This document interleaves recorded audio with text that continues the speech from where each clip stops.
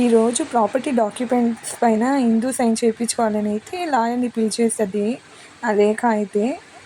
Lawyer ఇంకా మా అమ్మాయిని పిలవండి అమ్మా అని చెప్తే, ఇంకా రేఖ హిందూ ఇట్లా రామ్మా కొంచెం డాక్యుమెంట్స్ పైన వేలుముద్ర వేసేయని అయితే చెప్తారు.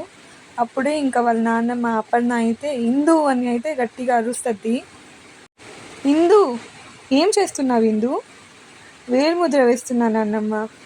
అలా చెప్పంగానే వాళ్ళ నాన్నమ్మ వాళ్ళ తాతయ్య అయితే అసలు షాక్ అయిపోతారు. ఏంటి అలా ఒప్పేసుకున్నావు ఏంటి అని చెప్పైతే ఇంకా గట్టిగా అరుస్తారు. లేదు నేను వేలుముద్ర వేసేస్తాను నాన్నమ్మ అని అయితే వేసేస్తుంది వేలుముద్ర.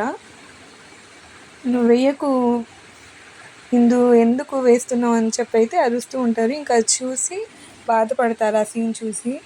రేఖ వాళ్ళ హస్బెండ్ అయితే చాలా సంతోషపడిపోతారు.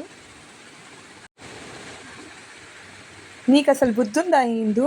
నువ్వు అసలు ఏం చేసావో నీకు అర్థమవుతుందా? మీరేం టెన్షన్ పడకండి, నేను వేసిన వేలుముద్ర చెల్లదు కదా తాతయ్య నాన్నమ్మ అని అయితే చెప్తుంది. ఎందుకు చెప్పిందంటే తను ఆల్రెడీ చదువుకున్న వాళ్ళు వేలుముద్ర అలా వేస్తే చెల్లదు, సో దానివల్ల తను వేలుముద్ర వేసిందని అయితే చెప్తుంది.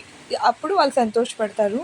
ఇంకా లాయర్ దగ్గరికి వాళ్ళ ఆస్తి పేపర్లు తీసుకుని వెళ్తే, నో, ఆస్తి పేపర్లు మీ పేరు మీద అయితే రాదు, అస్సలు చెల్లదు ఇది అని చెప్పైతే లాయర్ చెప్పంగానే ఇంకా వీళ్ళు షాక్ అయిపోతారు.